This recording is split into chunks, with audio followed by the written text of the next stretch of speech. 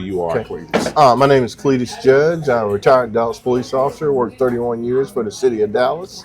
You did pretty much everything there. I mean, you Yeah, was sergeant, yeah. I was a retired sergeant, sergeant. patrol officer. I Yeah, worked at the police academy for about 10 years. yeah, I was a detective, robbery detective for a while, yeah. and my last 5 years I was a sergeant in homicide. And so, where are you originally from? I'm originally from Mobile, Alabama. What college you go to? I went to the University of South Alabama. Got a degree in political Now, I'm science. gonna let you throw a plug to your fraternity because Okay. I got a bunch of friends in all the fraternities.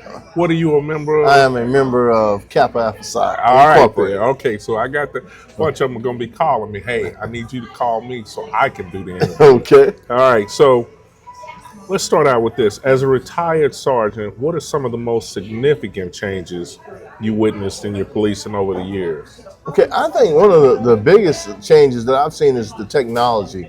Like Yeah. when I first came on, I remember I was driving a car that had what they call bubblegum lights on, Okay. and like the bubblegum lights. Yeah. And so now I see technology is really coming into policing, and like such as the use of GPS. Yeah. And I remember when I came on the police department, we were actually reading these maps called map scrolls. When you wanted to go somewhere, you had to actually thumb through a map to get directions. And so many people, you talk to the cadets now, they don't even know what a MAPS code Oh, is. they have no idea what a MAPSCO is. Yeah. And so I think the use of technology, and also not only technology with the cars, but like say the camera system, the cameras that police officers wear. Yeah. That was something that was totally new. As I was leaving the department, that's when we started using those camera systems and Yeah, yeah. the body worn cameras. And I was just thinking, I don't know if I would have fared very well. Yeah.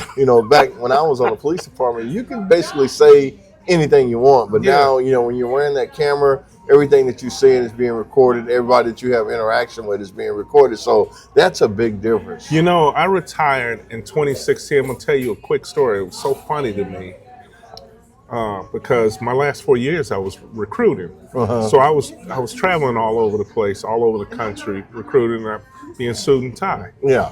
Now, 360 in Trinity is part of Fort Worth. We call that the airport beat. Yeah. Mm-hmm. And so when I was on my way to the airport one morning, saw some marked units there. I knew a lot of the guys there. They were the 7-Eleven. I pull up, we're slapping hands, we're laughing and talking. I said, "Look at you, man. You in the suit now. You doing all this." And so we got to talking next to the marked squad car. Mm-hmm. And some of the conversation got a little personal. And they looked at me and they said, "Hey, wait a minute, John." And they walked me away from the car. Mm-hmm. And I said, "What's going on?" I said, "Man, these cars are mic'd up now. Yeah, they record everything.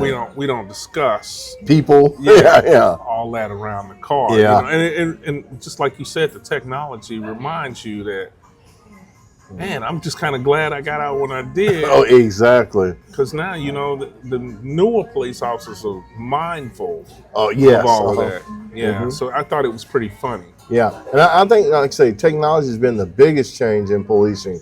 With everything. I remember when we could drive a squad car as fast as we wanted to. Exactly. Now they have systems on these cars where they can actually tell how fast you're driving. Yeah, yeah. And that the GPS not only tells you where you're at, but how fast you're driving. Yeah. And so now I think technology has a big impact on policing. Absolutely. Absolutely. Let me ask you this.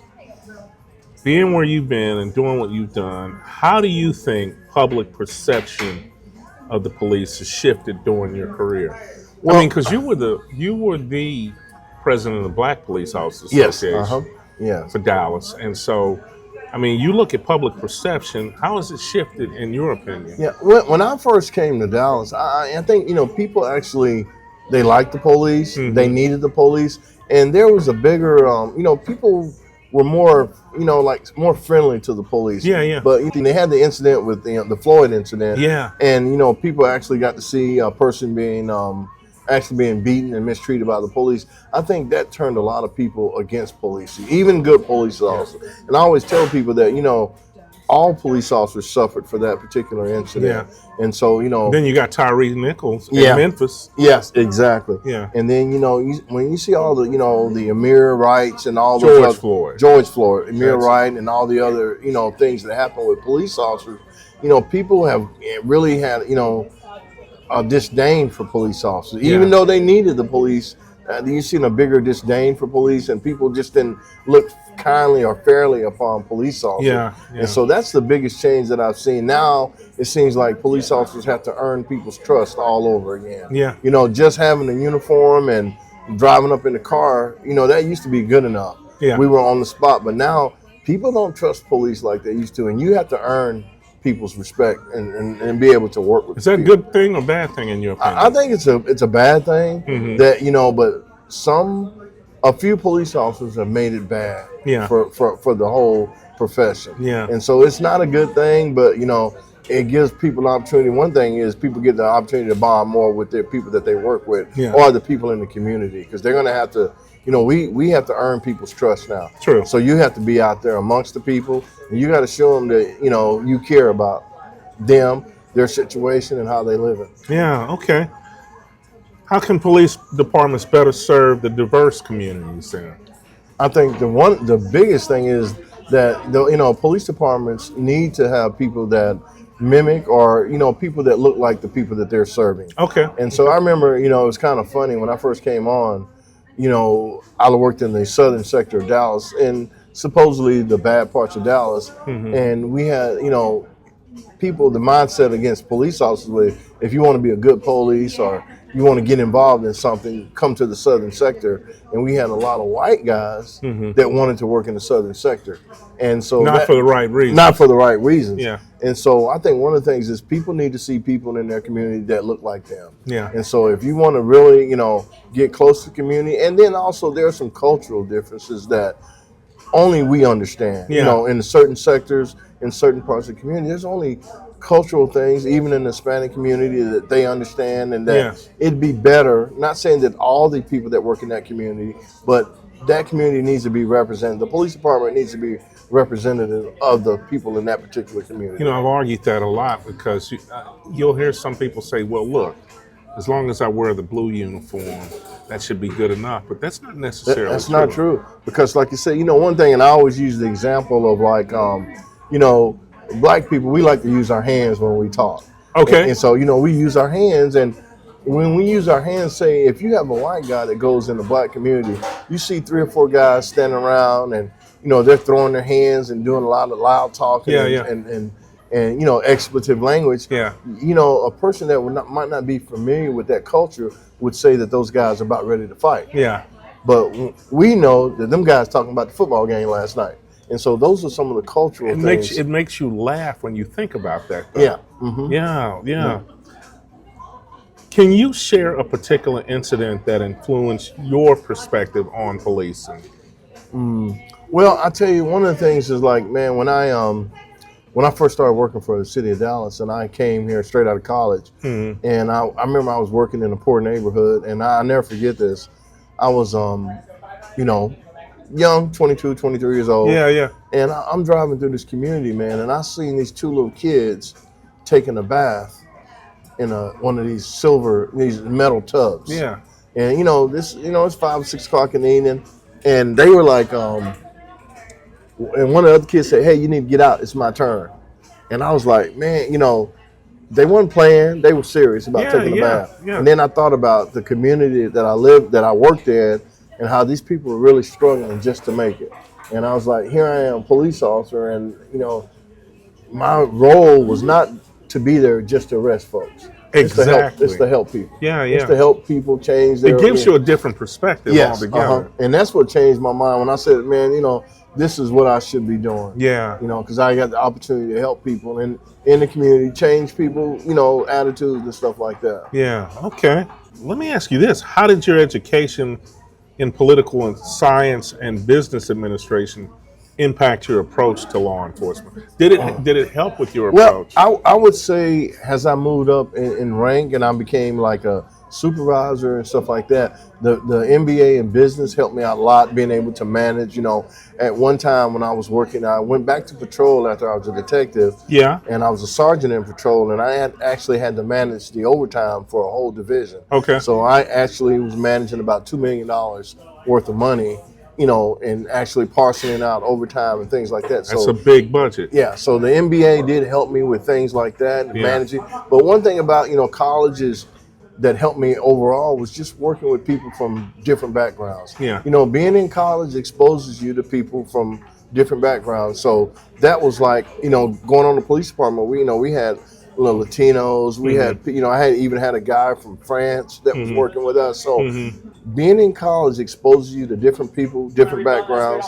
So that gives you an opportunity to work with other people also. And how did you come to think about Dallas PD? And the reason I'm asking this, I learned from, and I'm going to throw the shout out to him again, Sergeant Gilstrap. Oh, I know Gilstrap. Yeah, when he was a recruiter for, he was over the recruiting unit. Yes, I remember him. Yeah. And I had a chance when I came into recruiting in Fort Worth. I said, you know what? I need to know what the competition is doing. So I was very fortunate to come to Dallas and then meet him. I grew up in Dallas. I'm not originally from here. Okay. But, and he gave me a totally different view on what recruiting should be. Love the way, and this is where we model after you all, the way you all in Dallas went out to the different cities. Now, take this in the mind. I had a lot of old heads who were going ballistic because I wanted to go to other cities, go to the East Coast, go to the West Coast and recruit. I took that recruiting model because I understood it.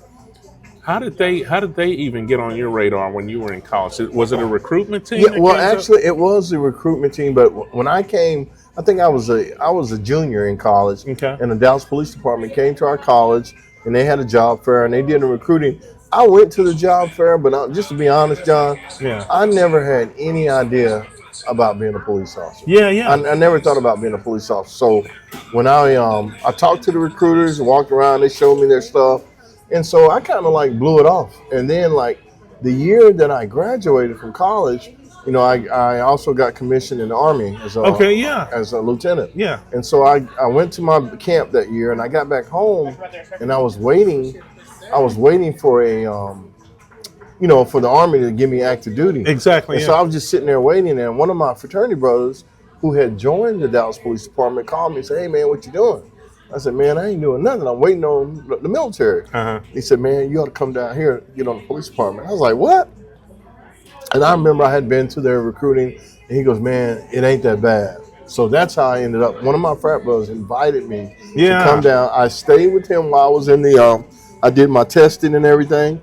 Did he live in Alabama too? He was from Alabama. Yeah, he was from Alabama. Did he see the recruitment unit when they came down? Yeah, no, but he graduated like a year before I did, so he had already joined. Okay. And so when I was sitting there waiting, that's when he called me and said, "Hey, come down here and get on the Dallas Police Department." And I did. I came down and did the testing and got accepted. And next thing you know, I'm in the police academy. Wow. Yeah. Wow. All right. What do you consider the biggest challenges facing police officers today? And I think we've talked about that in the abstract, but your opinion on that. Okay, I think one of the biggest challenges is that public opinion of police officers. Like I said, historically, people love police, people accepted police, but now, because of everything that's happened in the last 10, 15 years with policing, it's a challenge to get people to trust you. It's a challenge. And then, we work in this diverse, communities where, there's people that love the police, there's people that hate the police. Yeah. So there's a lot of challenges. And then, like I said, now police are called to be, we use the term a kinder, gentler police, but you have to be a smarter police now. Yeah. It's not just how you treat people, but how you communicate with people, how you get people to do what you need to do. And it takes a real smart person to be able, and I use the term, I don't like to use the term, I say manipulate, but to learn how to get people to do what you want them to do and what you need them to do. Art of persuasion. You got to be a smart guy. Yeah. And just telling people because you got a uniform on, that don't work no more. Yeah. That ain't the answer all. Yeah. So it takes a pretty... You got some that'll fight you. They don't care. Yeah, and it takes a pretty smart individual to be a police officer and to be able to go into different communities and to be able to, to do your job and get along with people at the same time. True. What qualities do you think are lacking in some police officers today? Probably that, not able to persuade people. Not being able to persuade people. But I think a lot of things is, one thing about it, if you think about it, the police officers that we recruit, many times the people that we recruit are the people that become police officers. they're not necessarily affluent people, but they come from a different background. When you have people, educated people that come from college, and they end up working in the community where people are lower on the socioeconomic ladder, Yeah. it's kind of hard, when you start having people to work with people like that, and then to be able, I say empathy, because a lot of officers don't have empathy because they don't have a reference point to deal with these people. I've asked that question. Empathy is a huge part of being a good police officer. Exactly. And you need to have empathy, and you need to be able to understand the people that you're policing, where they come from, why they think the way they think, and why they do the things that they do. Yeah. And a lot of times people do things like, say, a lot of times, on TV, people have portrayed as thieves or stealing stuff. They're just stealing for the, excuse my language, for the hell of it. Yeah. But a lot of times, we work in the communities where people stealing because they need it. Yeah. They need the money. They need they shoplifting. They need the groceries. Yeah. So, people need to be able to understand who you're policing and why they're doing what they're doing. Yeah, man. How do you believe police officers, Cletus, should handle situations involving mental health crisis? Now, that's another thing that's really has changed a lot. And I'm not sure, I don't think the issue with mental health has really changed from 30 years ago. But one thing that people right now is there are more people that are out here that are suffering from mental illness. Yeah. And one thing, like a lot of things, one thing they did on the Dallas Police Department the last couple of years is they had these mental health groups. The mental health officer, yeah, the crisis management people, yeah, and that's a smart thing for police departments to do. Yeah. To put these teams together, to have these teams respond to these incidents where people are suffering mental illness, because a regular person can't deal. Even a regular police officer, if you don't have specific, detailed training, it's going to be hard to deal with somebody suffering from mental illness. That's true. There's certain things that you need to be able to recognize those things quickly. Yeah. So I think the innovation of these mental health teams was one of the smartest things that police departments are doing. Yeah. The only thing that's negative about it is that some of the smaller police departments don't have the money, they don't have the manpower, and so that's where you see more incidents of people suffering from mental illness get injured or killed because they just don't have the manpower. True, and that's terrible, but it's the reality of what's going on. How was your experience as the past president of the Black Police Officers Association influenced your perceptions on policing? Okay, and that's a good question, because when I first came to Dallas Police Department, I'm a little country boy from Alabama. Yeah. And I knew what racism was, but really I never experienced the racism until I got on the police department here in the city of Dallas. Yeah. And one thing that when we the Black Police Association was started, it was fighting racism on the department, not within the community, but it was like, there was unequal treatment when it comes to internal affairs matter. Definitely unequal treatment when it comes to promotions and some of the cush jobs. Like when I came on the Dallas Police Department, traffic was one of the cush jobs. Yeah, they're making plenty of money. Make a lot of money in track vision. Traffic court and everything else. And some of the other units, like the mounting unit, the police academy, those were, qualified as one of the elite positions. Yes. And so they didn't let a lot of black folks into those positions. So that's one of the things that the police association did. We fought for officers to get into some of these cush jobs. Mm-hmm. We fought for not necessarily equal pay, but we fought to make sure that black officers had the same opportunities as white officers. Okay. Working in some of these, the better jobs, promotion. And one of the things, we always talked about unfair treatment and disparate treatment when it comes to discipline. Initially, a white officer can make a mistake, and because he had a white supervisor, that mistake turned into hey, don't do that again. A little slap on the hand. Mm-hmm. But as a brother, a person of color, when they got in trouble, it immediately went to internal affairs. So that also means scary in itself. Yeah, and that also means that we had to make sure that black people got promoted. Mm-hmm. So if we want people in those positions to be disciplinarians, we had to make sure that black people got in those positions. Okay. So the police association, man, and it played a bigger part back then, 20 years ago, than it does now. Mm-hmm. Number one, people have changed. Some people have gotten better. Not saying that racism is gone, but one thing about it, now Johnny and Ricky grew up together. Yes. So now, they're more apt to treat each other more fairly. Yes. And so there's a little bit more, equal. Not as footing. much segregation as Exactly. early on. Yeah. So I did join the Latino Police Association. I've seen officers that do that. Yeah. I always said, hey, I want to have my head in every tent, under every tent to see what's going on. And one thing that I came to the conclusion with the a lot of times we partnered a lot with the LPOA. Yeah. And we found out the things that we were fighting for were the same things that they were fighting Yeah. for. So it wasn't a hard leap or a big leap to join the LPOA. And a lot of things we partnered together, and we went to the chief, and a lot of things worked out. And the biggest thing is, like I said, the promotions. We had to ensure that not necessarily that we had the same stuff, or we got to sit at the table during promotions and stuff like. Because if you know, like one of the bigger things when they had these promotional exams was they'd have these everybody take the test, the written test. And then after you take the written test, there's this thing called an assessment. Exactly, the assessment center. We'd have officers that were very high on the written test, and when they go through the assessment center, they fall down. They fall down. And so one of the things that the Police Association did, we started training our officers.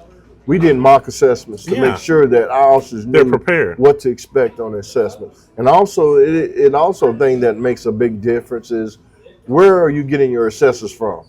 If you go to Little Podunk Town, that's an excellent point. Yeah. And so if you go to Little Podunk Town and get some assessors and some good old boys, your people ain't gonna do good. Yeah. And so one of the things the police department started going into we started getting assessors from other cities. Yeah. Los Angeles, Boston. Some more. Especially assessors out of the state of Texas. But see, and this is a shock to some people. They're gonna know exactly where I'm going with this. What do you think of people who are assessors that come to do an assessment in your city, but all they do is a written exam in their city? Yeah, I don't think they should be doing that. First of all, what are their qualifications? Thank you. And they don't have a track record for doing it. And so, that's one of the biggest things that we had a problem with the city of Dallas.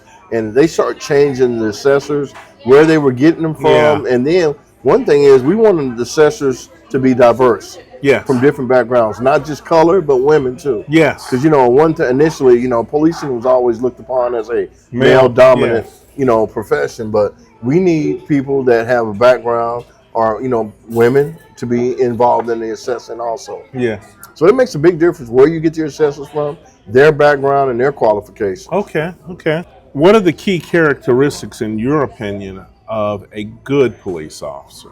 One of the things is an intelligent officer. Okay. Someone that can think quickly on their feet. Yeah, walk and chew bubble gum at the same time. And someone that can deal with changes in a minute. Yeah. Things go from bad to worse very quickly. Yeah. And we need somebody that can react to those changes very quickly. Yes. But we don't want someone to go to a situation because you hear gunshots, you immediately pull out your gun and start shooting. Yeah. You need to be able to assess that situation and see who's being shot at, who's doing the shooting, and things like that. So intelligence is one.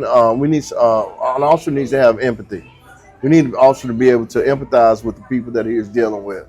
And just like I said, I know it sounds redundant, but just a smart guy to be able to read the room, just to be able to deal with people from different backgrounds. And we need somebody that doesn't don't have a short fuse. You can't have a short fuse being a police officer. I think you're right. Yeah. You can't have a short fuse. That's what gets you in the news in the negative light. Exactly. Yeah. So we need people that can, people that can be cursed at. Yeah. Cussed at, threatened, and still know how to react and treat people with dignity and respect. Yeah. Okay. What role do you think education plays in the development of a police officer? I think you alluded to that earlier, but is that I think education is required. And like I said, when people are educated, not necessarily only in the particular field that they're studying, but just being in the educational society or community, showing you went the extra mile. Yeah, and it shows it lets you be exposed to different people, different backgrounds, and different things. Absolutely. I remember when I was in college, I had a Nigerian roommate. And, I learned so much about people from other countries and stuff like that. Just having a roommate from Nigeria. Yeah. And so just, being in the educational community, being exposed to other people and other ideas. Yeah. And so, one thing about it, when you have people that, we don't want to have people that only think one way. If they've only been exposed to one way of thinking, that you're going to have a terrible officer. Yeah. So when you have people that are in the educational community, they've been around, they've seen other people from diverse backgrounds, it makes a well-rounded officer. I have to agree because that speaks, miles about you as to how far you've broadened yourself. Yes. Mm-hmm. Yeah. Okay.